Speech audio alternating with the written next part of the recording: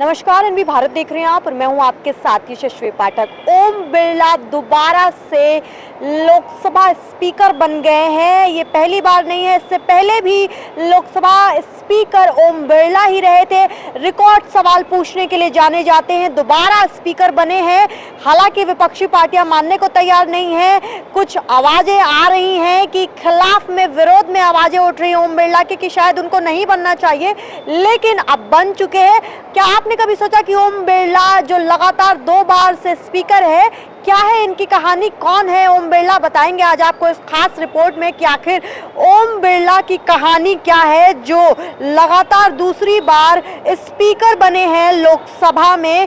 क्योंकि लगातार उनके ऊपर ये भी सवाल उठ रहे थे कि पहले ऐसे स्पीकर थे जिन्होंने विपक्षी पार्टियों में सबसे ज्यादा निष्कासन किया था। इस तरीके की भी खबरें आ रही थी। आपको बता दें कि भाजपा सांसद ओम बिरला आज लगातार दूसरी बार लोकसभा अध्यक्ष बन गए हैं। प्रधानमंत्री नरेंद्र मोदी ने ओम बिरला के नाम का प्रस्ताव सदन में रखा तो वहां मौजूद सदन के सदस्यों ने उन्हें ध्वनि मत से लोकसभा अध्यक्ष चुन लिया।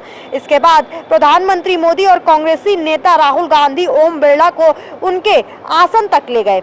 भाजपा नेता ओम बिरला दूसरी बार लोकसभा अध्यक्ष बनने वाले नेता बलराम जाखड़, जीएम बालयोगी और पीएस संगमा की सूची में शामिल हो गए हैं। अगर ओम बिरला अपना दूसरा कार्यकाल पूरा कर लेते हैं तो बलराम जाखड़ के बाद ऐसा करने वाले दूसरे नेता होंगे। दूसरी बार कई नेता लोकसभा अध्यक्ष बने लेकिन पूरे 5-5 साल के कार्यकाल में पूरा नहीं कर पाए।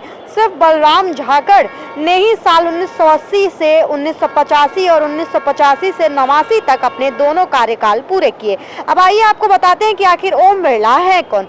लोकसभा चुनाव 2024 में ओम बिरला कोटा के संसदीय सीट से सांसद चुने गए हैं। राजस्थान के कोटा शहर में 4 दिसंबर 1962 को जन्मे ओम बिरला लीग से हटकर काम करने के लिए जाने जाते हैं।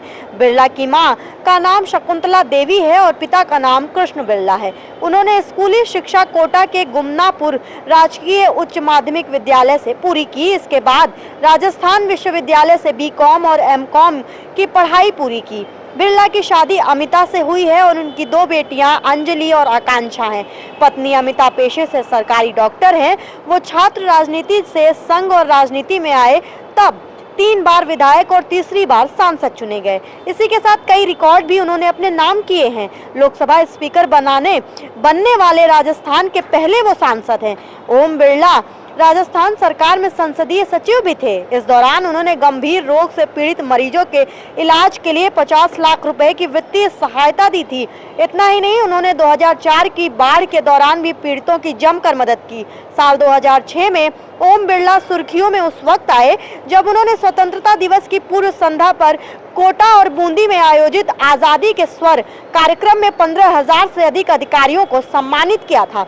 वो 1989 में ही छात्र राजनीति में खासा सक्रिय हो गए थे। बिरला कोटा के गुमनापुर स्थित सीनियर सेकेंडरी स्कूल के छात्र संघ के अध्यक्ष के रूप में चुने गए थे। इसके बाद वो राष्ट्रीय स्वयंसेवक संघ यानी कि आरएसएस में प्रधान सदस्य के तौर पर शामिल हो गए। साल 1987 में बिरला ने भारतीय जनता युवा मोर्चा के सदस्य बने और जल्द ही जिला अध्यक्ष भी बन गए। 4 साल पूरे होने से पहले वो भाजपा युवा मोर्चा के राज्य अध्यक्ष बन गए थे। इस पद पर उन्होंने महीने से ज्यादा वक्त का कार्यभार संभाला।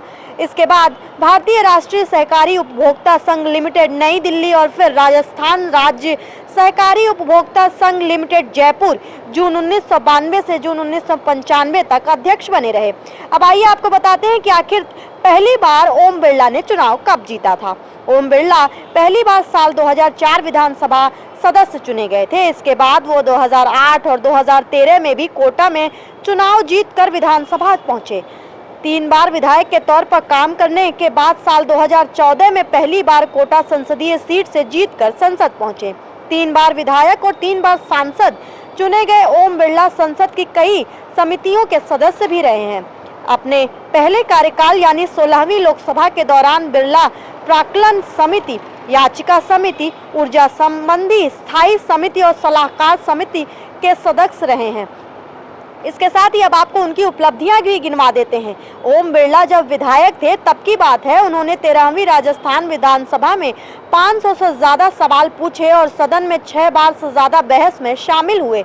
इसके लिए उनका नाम सदन के सितारों में शामिल किया गया। कोटा शहर में IIT बनवाने के लिए ऐतिहासिक आंदोलन का नेतृत्व किया। बूंदी में नदी के पानी की आपूर्ति के लिए आंदोलन किया था।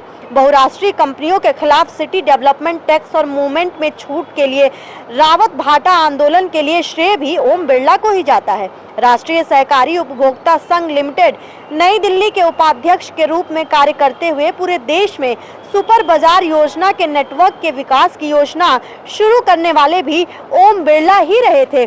तो देखा आपने, ये सारी उपलब्धियां, चाहे IIT बनवाना हो, चाहे बूंदी में नदी के पानी की आपूर्ति के लिए संघर्ष करना हो, ओम बिरला की उपलब्धियां ही उनके चरित्र को बताती हैं। 500 से ज्यादा सवाल संसद में पूछना, 3 बार विधायक रहना और 3 बार सांसद रहना, ये दर्शाता है कि कोटा की जनता ने ओम बिरला को लगातार प्यार दिया है। इसके साथ ही उनकी पत्नी डॉक्टर हैं, उनकी दोनों बेटियां जो एक अच्छे पद पर कार्यरत हैं, और अब जब दोबारा ओम बिरला स्पीकर बनकर के आए हैं तो अब देखना दिलचस्प होगा कि संसदीय कार्यवाही कैसे चलती है। बहरहाल आप बताइए कि आपको ओम बिरला की कहानी कैसे लगी। मैं थी आपके साथ यशस्वी पाठक।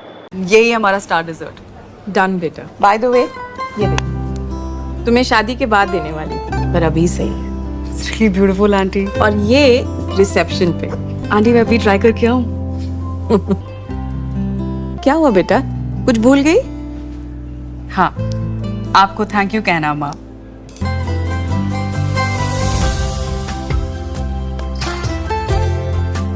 एस्प्रा, जश्न सच्चाई का।